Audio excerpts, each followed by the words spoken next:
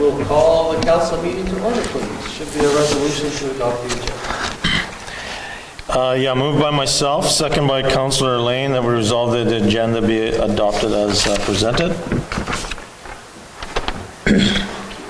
Call the question then. All those in favor?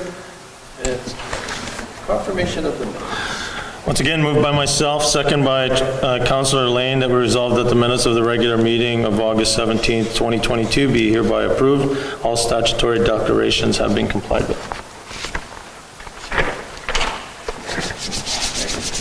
Call the question. All those in favor? Abstain? Yeah, it's carried. Citizens period. We have the CDC on the agenda today.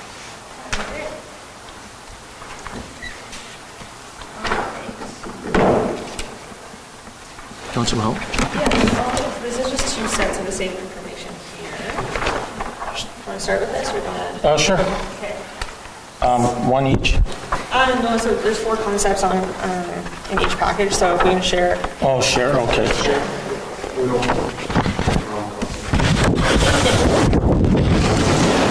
So you guys can sort of squeeze in there. It's all this, no, there's 4 different concepts, so they're all together. You got it. 1, 2, 3, and 4. She said, okay. It seems like Jackie's been a little bit tight on the paper by the sounds of it. Say your trees. Okay. So what you have in front of you is the preliminary designs from the campground development. They've also included a subdivision concept. So there's 4 different designs there. Basically, the designs range in amount or like number of campsites and number and size of residential lots. So there's lots to kind of dissect in each diagram. Essentially, it's kind of looking at the overall best usage of the space that we have out there. So it's, again, kind of a lot to go through. It's kind of just to give you guys a preliminary idea of what's been designed as is right now. We can go through more in detail. If you have any questions right off the top of your head or any kind of concerns, maybe you've heard questions from the public about rumors about a campground or anything, I'm here to answer those questions or to provide more information to that. But yeah, it's kind of just different arrangements of the campground sites and the residential lots. So I guess, Jackie, maybe to help, because we've talked quite a bit about it, is around, like, there's a big opportunity out there for us for development, and it doesn't just have to be the residential part. I mean, there could be other type of buildings built where, you know, you've kind of got country living within the town boundaries, and I think that's an important thing for us to think about down the road, especially if we start thinking we're getting landlocked on residential development, right? That's quite a huge development to be done out there. Yeah, it's definitely an area worth expanding into. And I should say, of course, like, if you like components of one concept and want to do another concept, you can merge, you can delete anything. It's really up to... Yeah, and then the other part that was really triggered it from the start, and I think we've talked about it at the council table, was that whole campground concept. You know, there's a huge demand nowadays for campgrounds, and that's sort of a prime area for us to actually maybe develop down the road.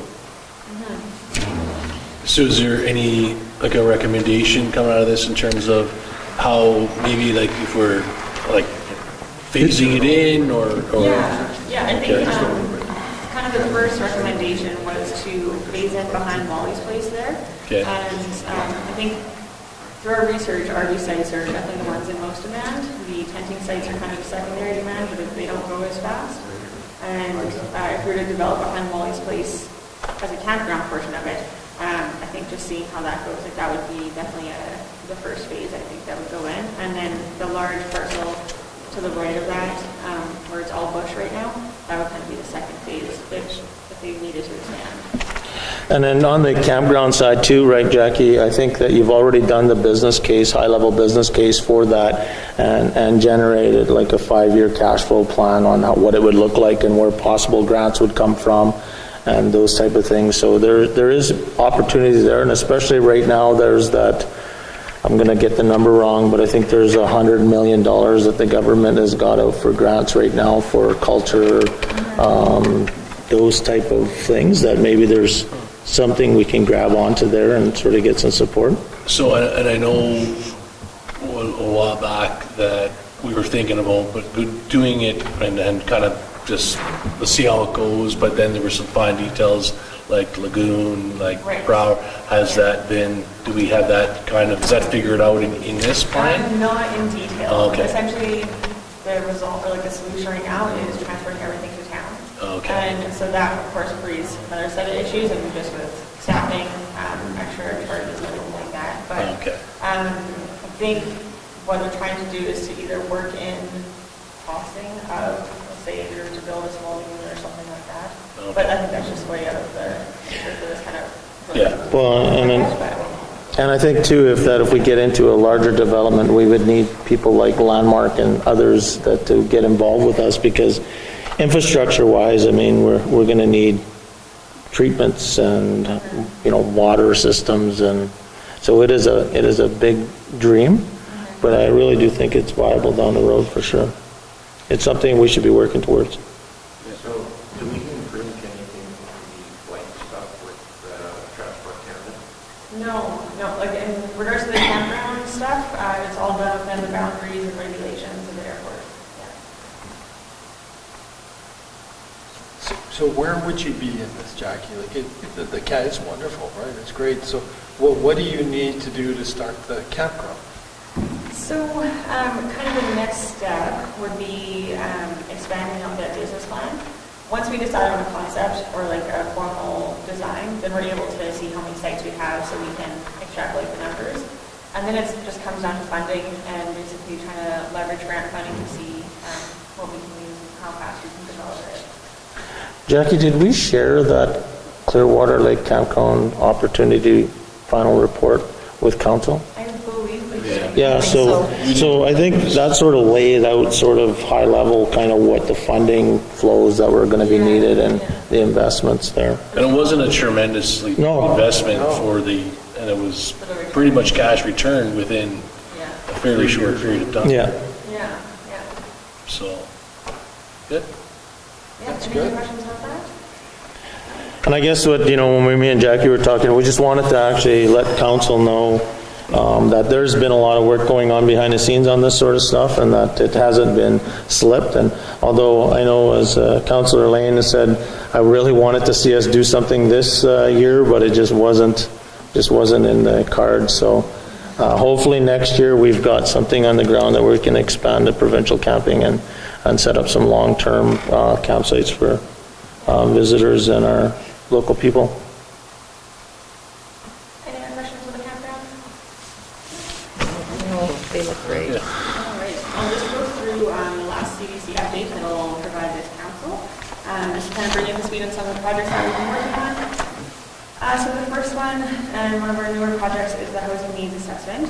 We actually held a meeting yesterday with local stakeholders, mainly industry and community organizations, to see what their housing impacts are on attracting employment, basically the same issues expressed amongst many industry players, but just wanted to get that kind of on record, and the consultant met everybody yesterday, so we're kind of on the right track there. This assessment is going to look at what types of housing is needed most, and also what the current 5 and 10-year plan or need is. And also look at how to, like, what kind of solutions we can introduce at a local level for, like, better incentives, taxation solutions, that kind of thing for development to actually be attractive to the area.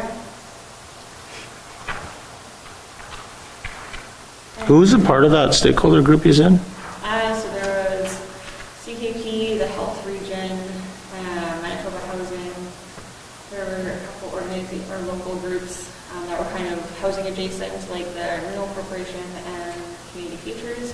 The RM was involved, and then Concepts in town. Okay, perfect. The down payment assistance program, that's still going on. To date, we've dispersed $177,000 and placed 13 families in their first home. We do have funding remaining, and that'll be until March 2024 is when that funding expires. And I think we have 4 spots left that we can fill. We've been keeping in contact with some developers around housing as well, so keeping the conversation going with Anhart, Best Buy Homes, and Terra.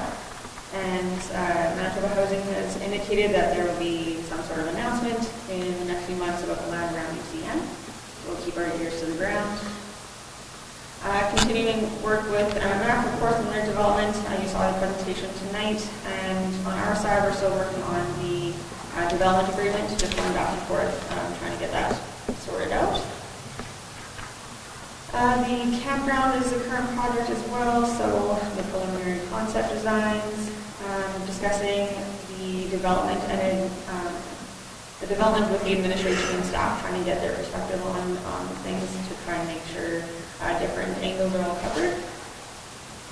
And the Economic Development Roundtable is another initiative, I guess, that the CDC is starting. So on October 13th, we'll have our first meeting, basically just trying to get all the economic development players at the same table and try and see where we can line our partnerships, work on projects together, and just talk to each other and have everybody in the same room and hopefully create better partnerships to get some projects moving.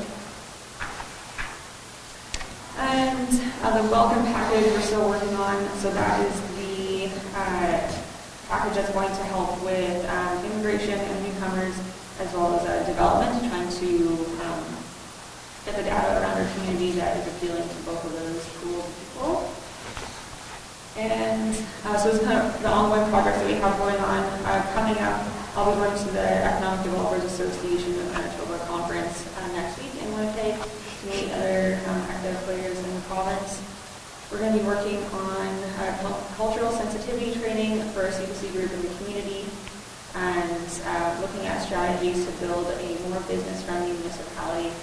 And then a couple grants that we're going to be working on as well as for the highway signs for the town and the arts, culture, and sport grants that might help out with the campground, and then possibly just providing some assistance with the chiller and condenser grants that we could possibly put in. Yeah, because that grant is actually good back till April of this year, and it actually meets that, it would meet that criteria of potentially getting covered for that $400,000 on that chiller. And that's it, that's all. Yeah. Any questions? Thank you, Jackie. Great, thanks everyone. No, thanks, Jackie. Thanks, Jackie. All righty.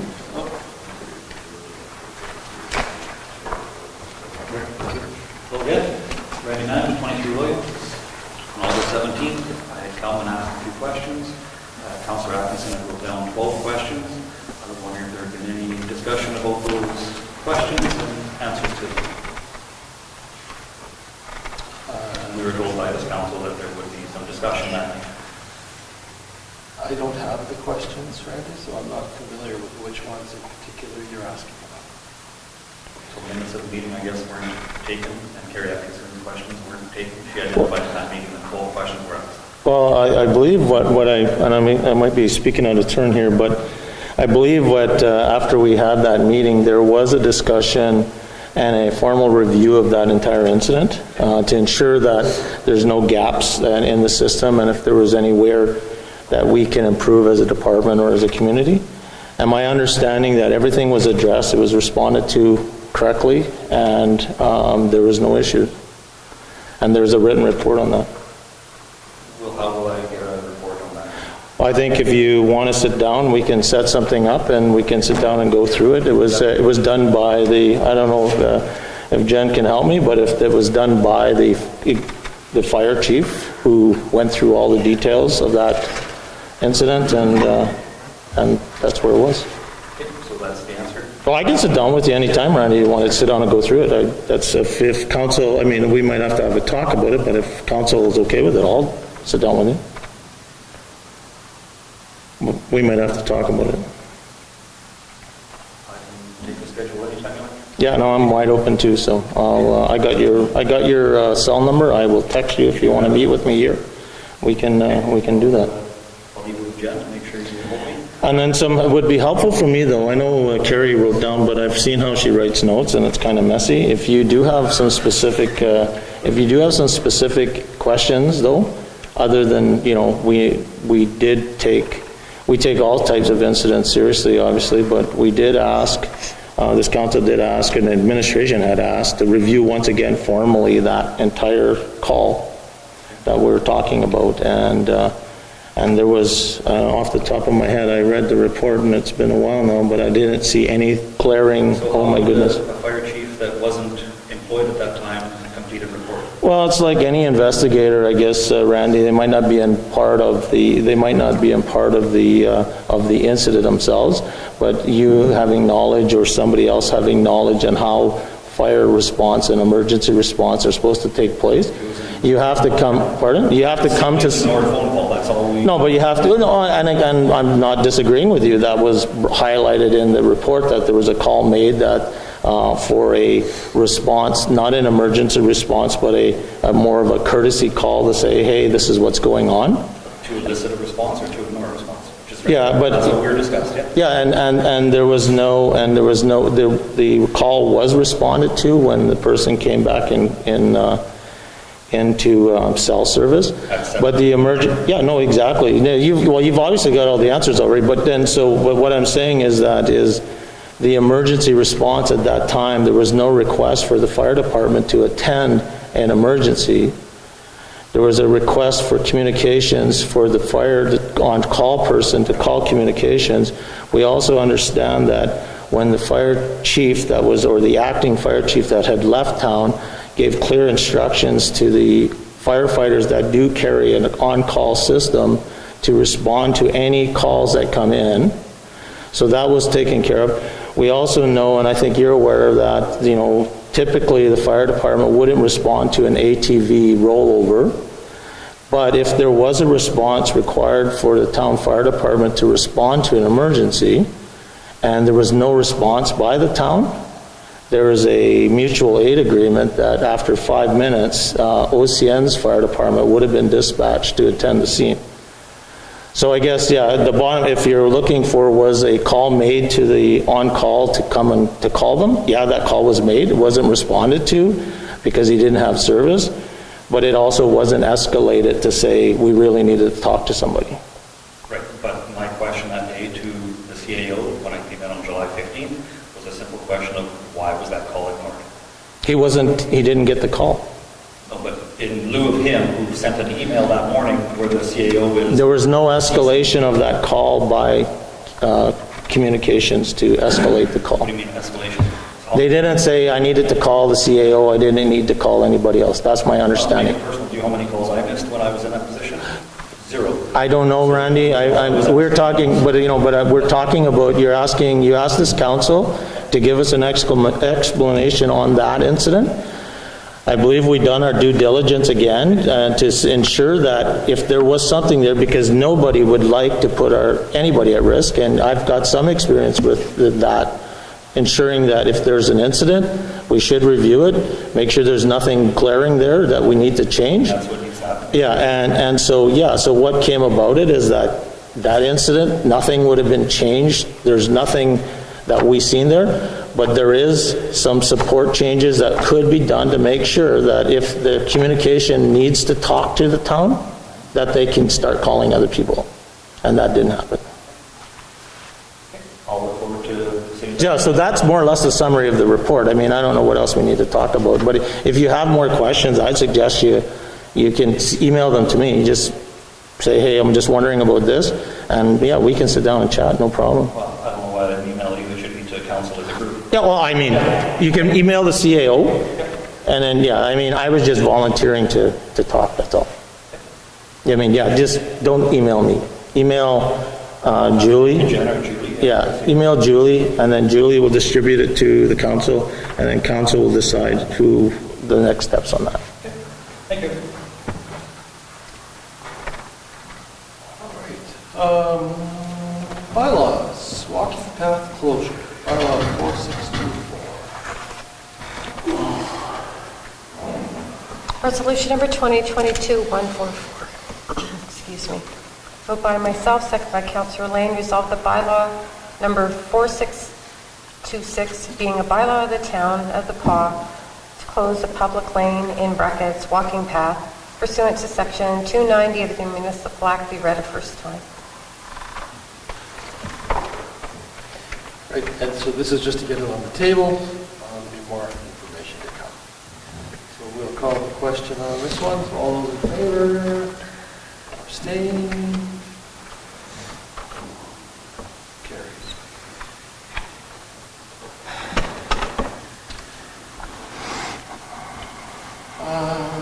MMF subdivision resolution, 621.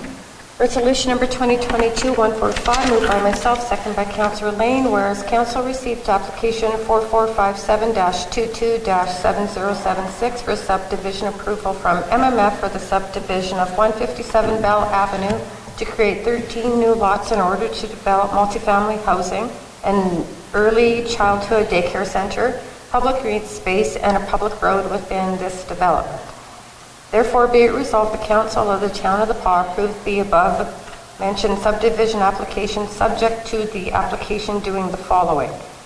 Providing Land Titles Office with a multi-lot plan of subdivision showing a public road and public reserve as proposed and signed by incumbents on titles affected by the proposed public road and public reserve, and creating easements with Manitoba Hydro and Bell MTS.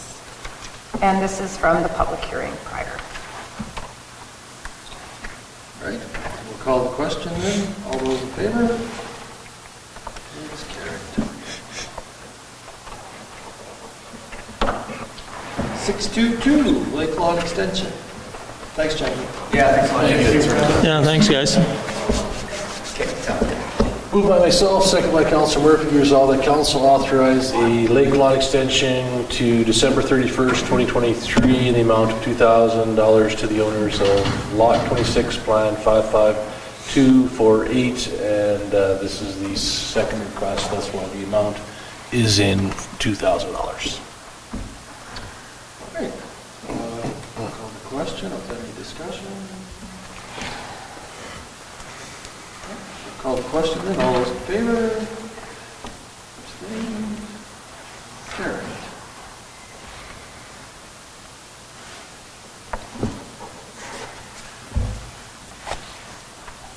Payroll and accounts.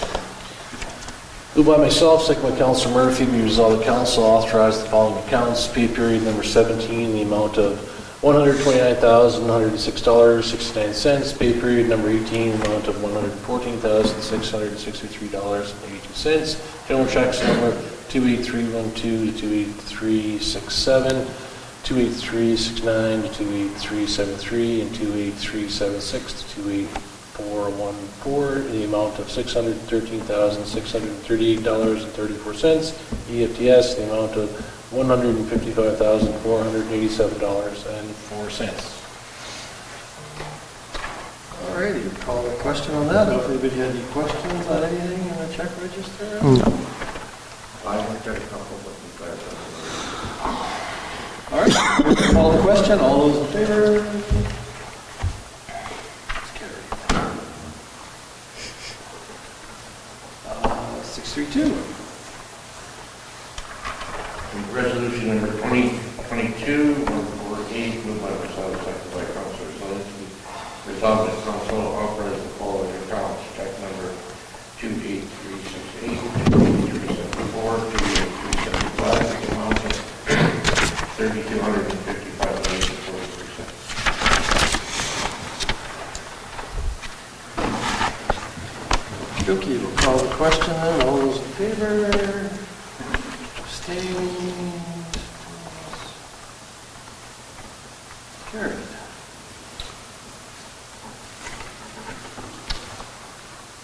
Uh, 633. Moved by myself, second by Councilor Ward, be resolved that council authorize however many members council to attend Hudson Bay Route Association annual general meeting on October 17th, 2022. How many are we? I would like to attend if that's possible, Mayor. Yeah, absolutely. Yeah, I'll probably go. When's that linkages conference? The 20... 19th and 20th? Yeah, or the 20th and 20th, yeah, 19th and 20th, or the 20th and 21st, one of the, oh, I have it in my phone, actually. about the 17th. No. So 3, is that what we're going to say, 3 people? Do you want me to reread it? Sure. Moved by myself, second by Councilor Ward, be it resolved the council also 3 members of council to attend the Hudson Bay Roots Association Annual General Meeting on October 17th, 2022.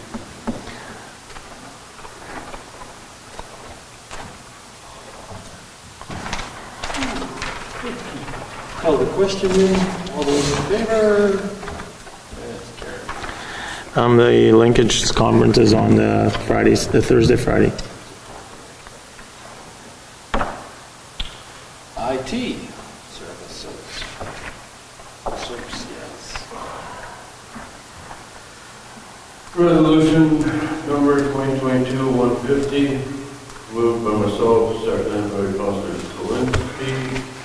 Be resolved, the council approves the hiring of 365 Technologies for the town's IT requirements at a cost of $2,500 per month.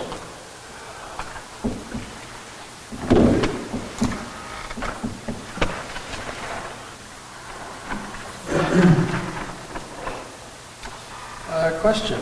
All those in favor? I have a question. Yeah, sorry. Guys? So I guess I would assume that there was like an evaluation done against all of them. Okay, so in the past, we would see those, but we don't see those no more? There's not an attachment. You don't? No, I'm not, I'm just curious, like, I just don't want to be missing something, so because... No attachment, I was not provided an attachment from the CFO or the controller to attach to you. I was just attached to the sheet. Okay. Is there an RFP sent out? Do we know, Jen? The controller contacted 5 or 6 companies, all within that hour. Did she use like a tendering document or anything? Yeah. Was there any scoring? If council wants to see it, I have to check in. I have to get back to you. Yeah, that's just what we're missing. Yeah, the only reason why I kind of would have a concern is there was a couple of, hit the national news where there's some municipalities that were, I think they were filtering money quite a bit over and holding, what do you call it, ransom. They won't release the documents that you have. And I just kind of wondering what the, I'm not saying that this particular company or any of them don't have what we need, but I'm just... We can table it and I can get more information from the CA or the controller. Yeah. Was this kind of within what we were paying before? Yeah, $500 more, right? $1,000 more? I thought that... 900. Oh, okay, I thought it was $2,000 the last time, but, 900 per month, $900 a month. yeah. so 11,000. And 365 is located there? Winnipeg. Do you guys want to table it? and have I would like to see this tabled and then just to have a look at Okay. And this is it probably says, how long is the contract for? 3 years. 3 years, okay. Oh, really? Okay, so we'll table it for next meeting and ask them to make it. Okey-dokey. This committee and board reports. Museum board. No reports. I can't remember. We had a meeting a while back, I think everyone got the minutes, but I don't have any report tonight, no. Okay. Chamber of Commerce. Nothing to report other than I do know they're trying to schedule a meeting here, probably early next week. CDC, we had the presentation. Yeah, Jackie's doing a great job. And one thing Jackie forgot to mention, she's also reached out to Dr. Wolf. Yeah, I think she was trying to reach out to her. She was going to reach out to him to see if there's anything she could do to support or any assistance or anything needed there for both those businesses. Destination marketing. No meeting. I don't have the date. Cedar Lake. There hasn't been one since the AGM. Recycling board. No meeting and no message at one, but generally at the last third of the week month, so. Coming up on this.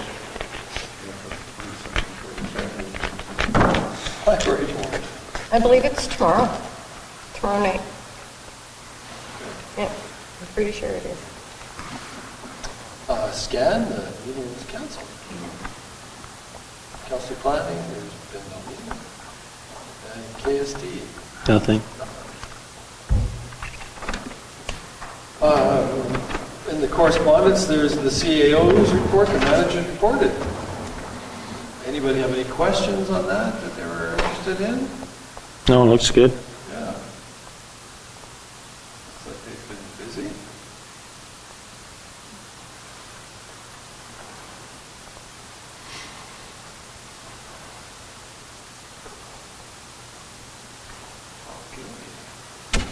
Citizens period, there's nobody left. So I guess we'll move straight into committee of the whole. Do you need to start with the camera, Jen, or just carry on? Just carry on. Walking path closure. Issue sheet for the ACAO. I think I'm gonna step out of the room again when this comes on, as I've been doing. Sure.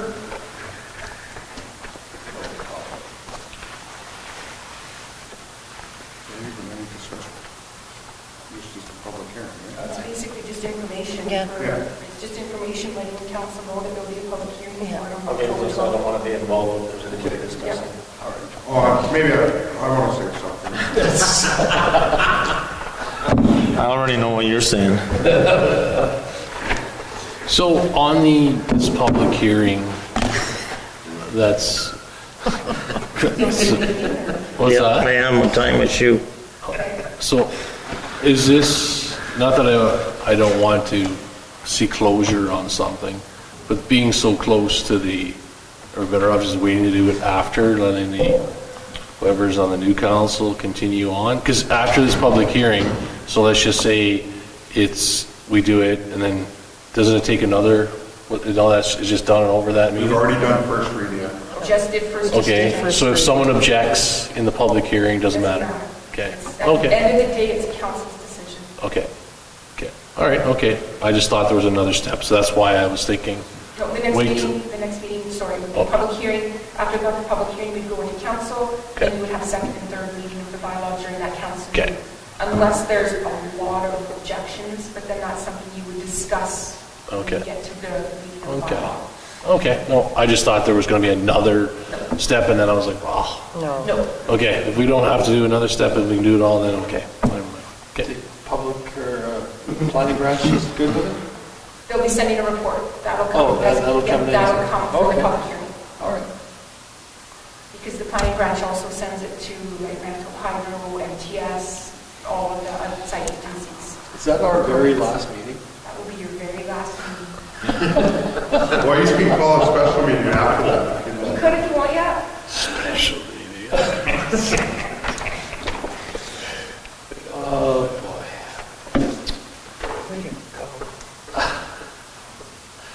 Everybody's turned in their nomination form? Yeah, turn them in. Jenny Bob. I can get on it. Yep, because we've got a couple things for in camera, so might as well resolve that. Andre, Okay, yeah, that's it, eh? Was, We're moving into the camera. he said he doesn't want to come back. So we resolve that we now move ourselves into the in-camera portion of the committee of the whole with Mayor Jakes and the chair to discuss matters requiring our attention.